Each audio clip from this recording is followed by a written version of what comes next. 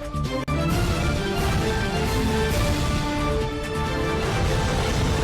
हैं यू भारत, हर वक्त सच के साथ। नमस्कार, आप देख रहे हैं यू भारत और आपके साथ मैं हूं निशा। बुलेटिन की शुरुआत करेंगे, उससे पहले एक नजर सुर्खियों पर।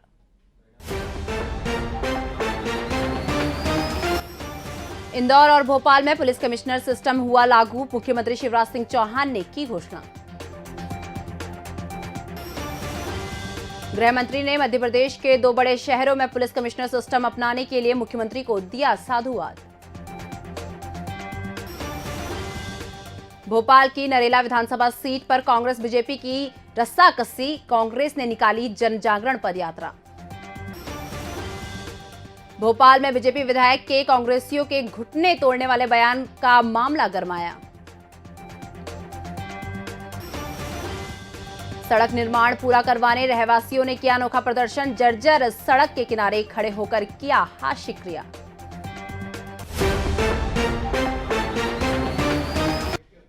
अब खबरें विस्तार से।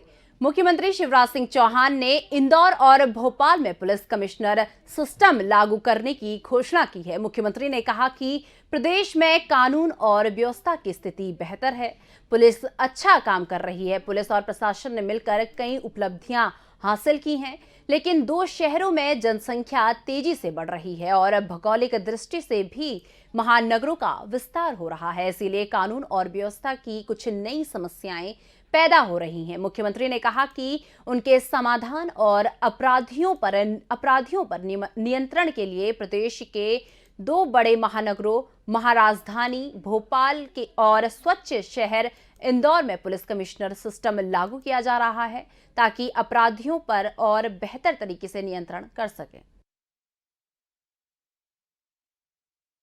प्रदेश में कानून और व्यवस्था की स्थिति बेहतर है, पुलिस अच्छा काम कर रही है और पुलिस ने और प्रशासन ने मिलकर कई उपलब्धियां हासिल की हैं।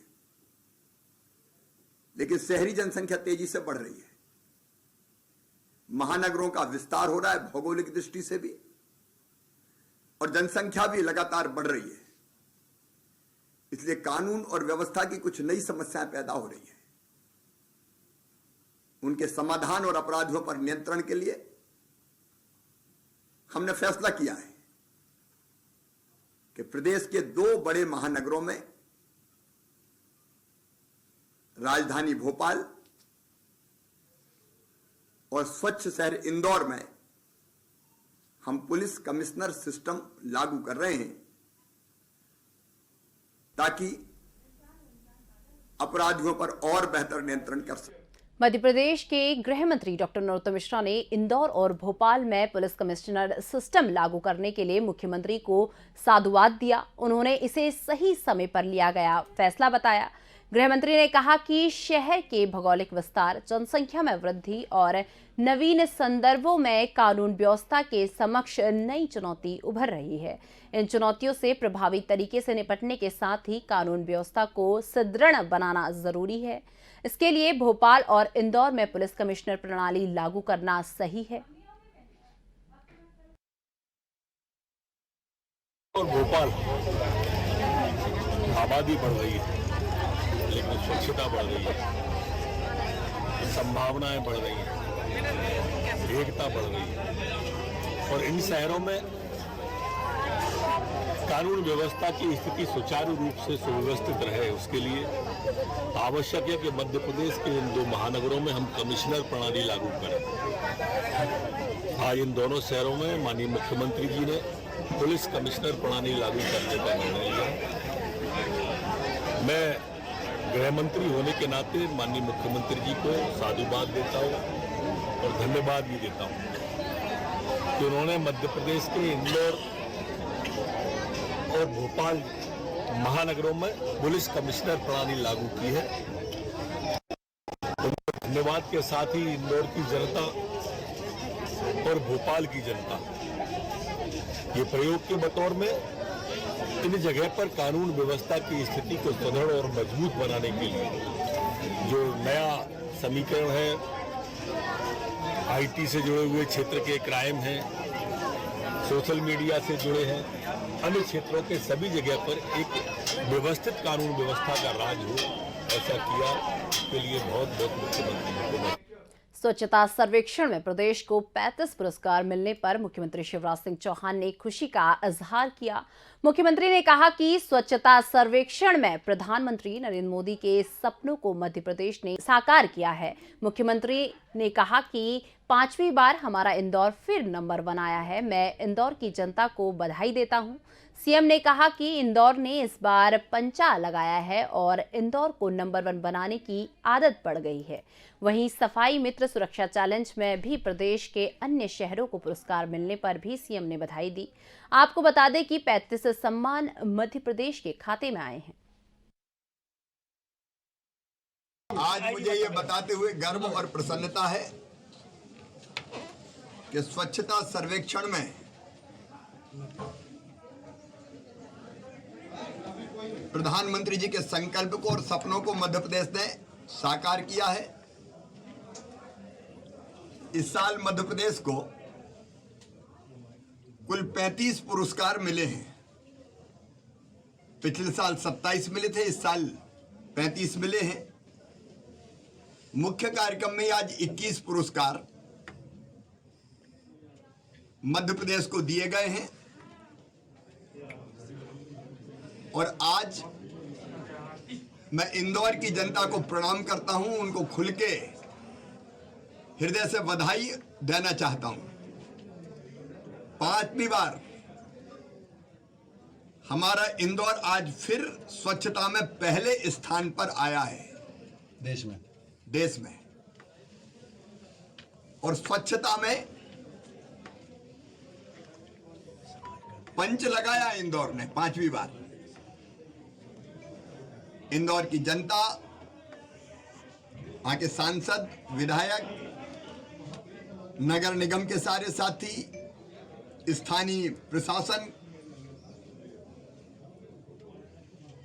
सभी समाजसेवी, स्वयंसेवी संस्थाओं को, स्वच्छाग्रहियों को और सभी काम करने वाले स्वच्छता कर्मचारियों को भी हृदय से मैं बधाई देता हूं। मध्य प्रदेश में विधानसभा चुनाव निकट आते ही दोनों ही बड़े राजनीतिक दल कांग्रेस और बीजेपी अपनी अपनी साख बचाने में के लिए आम जनता के बीच में पहुंचने लगी हैं। नरेला विधानसभा क्षेत्र में कांग्रेस ने महंगाई और बेरोजगारी के मुद्दे को लेकर जन जागरण पदयात्रा निकाली। यात्रा में कांग्रेस के प्रदेश महामंत्री महेंद्र सिंह चौहान और जिला कार्यवाहक अध्यक्ष आसिफ जकी ने कहा कि पार्टी हाईकमान के निर्देश के बाद सभी विधानसभा क्षेत्रों में आम जनता को जागरूक करने के लिए ये कार्यक्रम चलाए जा रहे हैं। दोनों नेताओं ने बीजेपी सरकार पर आरोप लगाते हुए कहा कि ये सरकार जनहित के मुद्दों को दरकिनार कर रही है। कृषि कानून बिल वापस लेने के मुद्दे पर कहा कि देश के कई राज्यों में विधानसभा चुनावों को देखते हुए लिया गया निर्णय है। सोनिया जी, राहुल गांधी जी के मार्गदर्शन में, नेतृत्व में देश की मूलभूत समस्याओं की तरफ, जनता से जुड़ी हुई समस्याओं को लेकर देश भर में जन जागरण का आंदोलन 14 तारीख से शुरू हुआ है, नेहरू जी की जयंती से। आदरणीय दिग्विजय सिंह जी इसके समिति के राष्ट्रीय अध्यक्ष बनाए गए हैं। इस समिति के उसी परिप्रेक्ष्य में मध्य प्रदेश के भी विभिन्न जिलों में, विभिन्न विधानसभाओं में जनता से जुड़ी हुई समस्याएं जैसे महंगाई है, बेरोजगारी है, कृषि कानून थे तो कृषि कानून पे कल फैसला हुआ है, लेकिन अभी भी वो फैसला जो है वो जनता और देश की जनता को, किसानों को ठीक से समझ में आ नहीं रहा है। हमने महंगाई और बेरोजगारी को लेकर के आज जन जागरण किया है। नरेला की सड़कों को लेकर हमने उसमें जोड़ा है, बिजली के बिल हमने जोड़े हैं। तमाम गरीब लोगों की जो गरीबी रेखा से नीचे गुजर बसर कर रहे हैं, उनके हजारों के बिल आ रहे हैं, उनको लेकर के हमने इस पद यात्रा को अंजाम देने की कोशिश की है। 14 नवंबर से एआईसीसी द्वारा जन जागरण पदयात्रा के लिए जो है सभी प्रदेश के जिलाध्यक्षों को और कार्यकर्ताओं को विधानसभा वार, ब्लॉक वार कार्यक्रम करने के लिए बोला था। उस कार्यक्रम में आज हमने नरेला विधानसभा में जो है सांकेतिक जो है पदयात्रा निकाली। उसका उद्देश्य जनता को यह अवगत कराना था कि हम आपके साथ हैं। आपकी बढ़ती हुई पेट्रोल के दाम, बढ़ते हुए डीजल के दाम, बढ़ती हुई गैस रसोई और किसानों का जो आंदोलन अभी आपने देखा, जो मांग मानी थी, आज भी कृषि मंत्री ने दोबारा एक स्टेटमेंट दे दिया कि हम दोबारा लेके आएंगे इसको। तो मतलब यह है केवल ये चुनाव के लिए लिया गया निर्णय था। जो उत्तर प्रदेश में और पंजाब में जो चुनाव हो रहे हैं उनको देखते हुए ये इनकी मानसिकता जो है, भाजपाइयों की मानसिकता कांग्रेस किसान विरोधी है। इन सब चीजों को हम जनता के बीच में उजागर कर रहे हैं। नरेला विधानसभा क्षेत्र का कायाकल्प करने के लिए विधायक और सरकार में मंत्री विश्वास सारंग ने 1 करोड़ की लागत से बनने वाली सड़क का भूमि पूजन किया। इस दौरान सारंग का जगह जगह भव्य स्वागत किया गया। सारंग ने मंच से कई घोषणाएं भी की। सारंग ने अपने उद्बोधन में उनके द्वारा कराए गए विकास कार्यों को बताया। उन्होंने दिग्विजय सिंह और कमलनाथ की सरकार पर भी जमकर निशाना साधा। सारंग ने कहा कि नरेला का विकास करना उनकी पहली प्राथमिकता में शामिल है। अब कोई भी बिना इलाज के नहीं रहेगा। देश का सबसे बड़ा स्वास्थ्य शिविर नरेला में 3 से 5 दिसंबर तक लगाया जाएगा, जहां हर बीमारी का इलाज और जांच की जाएगी। किया और हम नरेला विधानसभा में विकास के मामले में लगातार कीर्तिमान स्थापित कर रहे हैं। जहां एक और हमने नरेला विधानसभा के एक घर में नर्मदा का जल पहुंचाया, तो रोड का भी जाल हमने बिछवाया है। कांग्रेस के समय जरूर हमारे विकास अवरुद्ध हो गए थे, पर अब हमने फिर से प्रोसेस शुरू की है और वो काम शुरू हो गए हैं। नाली के मामले में हमने निश्चित रूप से अच्छा काम किया। नरेला विधानसभा में अब कहीं भी बाढ़ की स्थिति नहीं है। उसके साथ साथ नरेला विधानसभा में हम आगे आने वाले समय में एक बहुत ही बड़ा देश का सबसे बड़ा स्वास्थ्य शिविर भी लगाने वाले हैं 3, 4 और 5 दिसंबर को, जिसमें देश भर के नामी ग्रामी डॉक्टर्स आएंगे और परीक्षण से लेकर, जांच से लेकर और दवा तक सभी मुफ्त रहे। फिलहाल वक्त चुका एक छोटे से ब्रेक का। ब्रेक के बाद फौरन हाजिर होते हैं।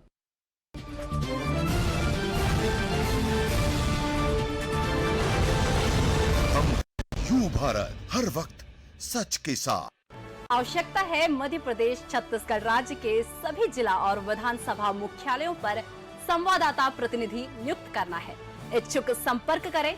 पत्रकारिता के क्षेत्र में कार्यरतों को प्राथमिकता दी जाएगी। संपर्क करें 8226001266 और 9425011755 और 8982046067। अधिक जानकारी के लिए आप हमारी वेबसाइट विजिट कर सकते हैं www.ubharattv.com और आप हमें ईमेल भी कर सकते हैं news@ubharattv.com। सनसनी नहीं, सिर्फ सरोकार, विश्वसनीयता के साथ सटीक खबरें, हर मुद्दे की पड़ताल, हर मुद्दे पर नजर, चप्पे चप्पे की खबर। सरकार से करेंगे सवाल, बनेंगे जनता की आवाज। हम हैं यू भारत, हर वक्त सच के साथ।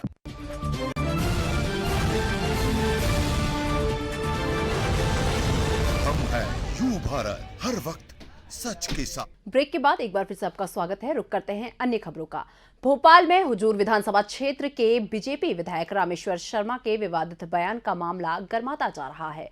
कांग्रेस के पूर्व मुख्यमंत्री दिग्विजय सिंह द्वारा कांग्रेसियों के घुटने तोड़ देने का अहिंसात्मक जवाब देने के ऐलान के बाद इलाके के पूर्व विधायक जितेंद्र ने बीजेपी विधायक को ललकारा है। उन्होंने चिट्ठी लिखकर विधायक रामेश्वर शर्मा को चुनौती दी कि अपनी मां का दूध पिया हो तो मेरे घुटने तोड़कर दिखाओ। गौरतलब है कि कांग्रेस के टिकट पर चुनाव लड़ने पर रामेश्वर शर्मा से हार चुके हैं।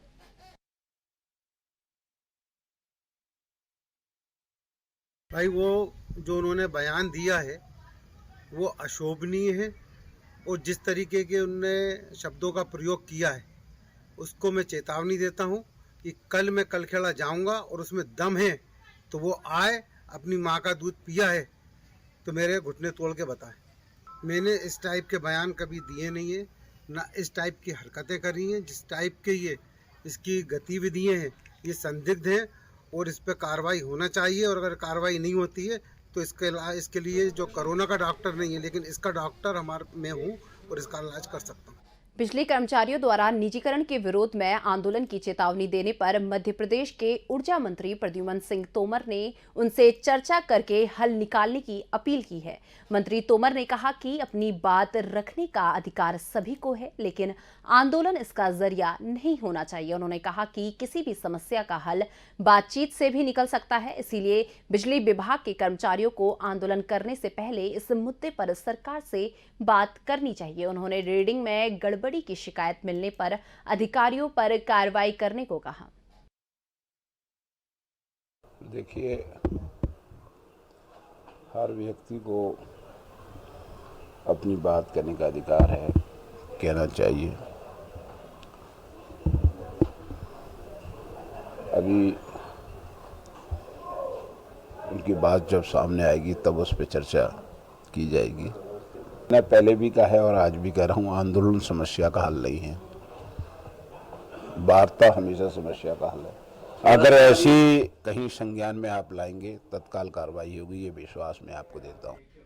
भोपाल में नगर निगम द्वारा पैसा भुगतान न करने पर ठेकेदार ने 200 मीटर का काम रोक दिया, जिससे जनता भारी परेशान हो रही है। अरविंद बिहार पेट्रोल पंप से चौराहे तक 200 मीटर की सड़क नहीं बनाए जाने एवं बाग मुगलिया एक्सटेंशन अरविंद बिहार कॉलोनी के अंदरूनी मार्ग की जर्जर हो चुकी सड़क बनवाने को लेकर रविवार को क्षेत्र के बच्चों, महिलाओं, बुजुर्ग और युवाओं ने सड़क के किनारे खड़े होकर सरकार का ध्यान आकर्षित करने के लिए हास्य क्रिया की। उन्होंने इस बात पर रोष जताया कि आम आदमी के लिए 2 किलोमीटर की सड़क 2 साल में नहीं बन सकी है, जबकि प्रधानमंत्री के आगमन पर रातों रात सड़कों को चमका दिया गया था।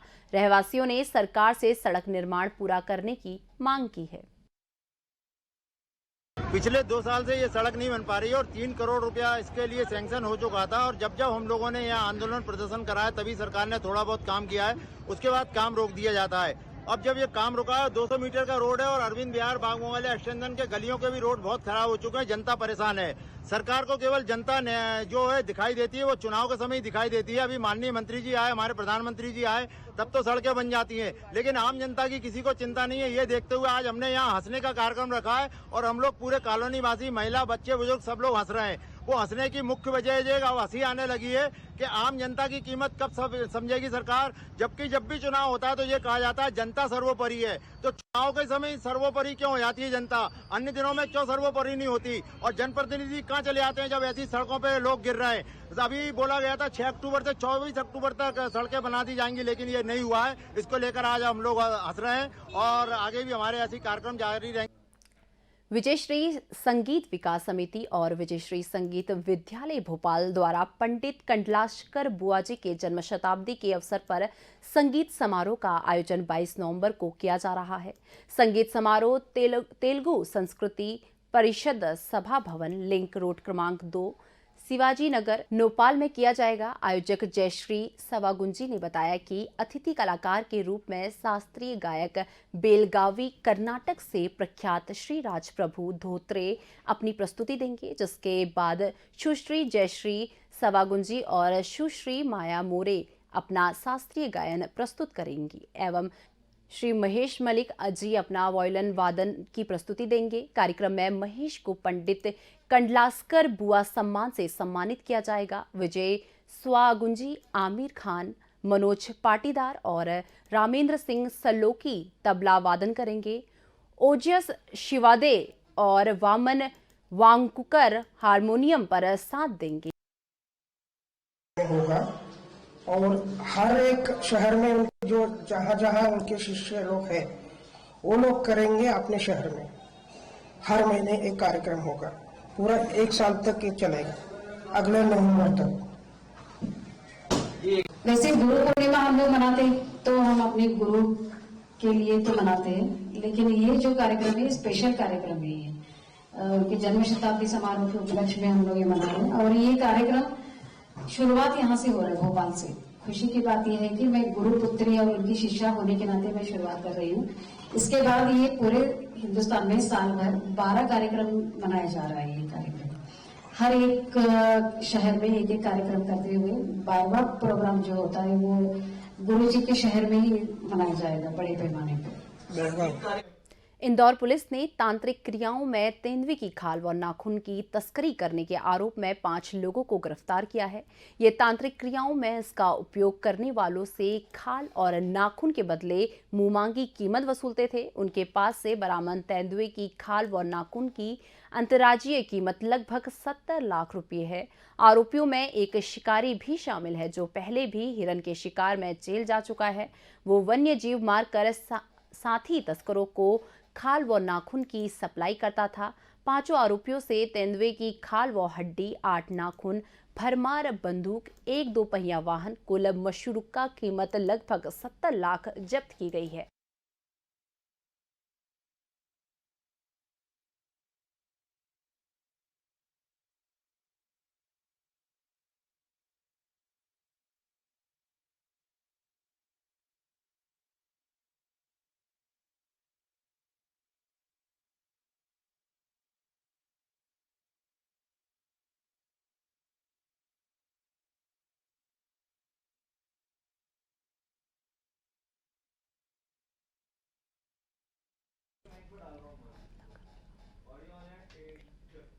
भोपाल में भाई ही अपने भाई का जानलेवा हमला करने का आरोपी निकला। ऐशबाग थाना पुलिस ने 48 घंटे में घटना का पर्दाफाश करके 2 लोगों को गिरफ्तार किया है। पुलिस के मुताबिक 15 नवंबर को रात्रि में पुष्पानगर में सलमान नाम के व्यक्ति पर किसी ने जानलेवा हमला कर गोली चलाई थी, जिससे वो गंभीर रूप से घायल हो गया।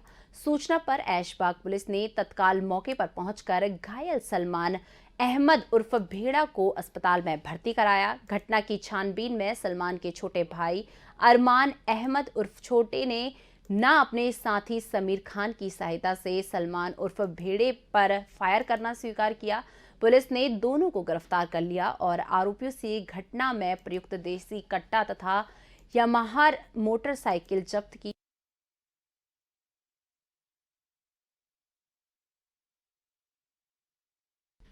फिलहाल इस बुलेटिन में बस इतना ही। मुझे दीजिए इजाजत। नमस्कार।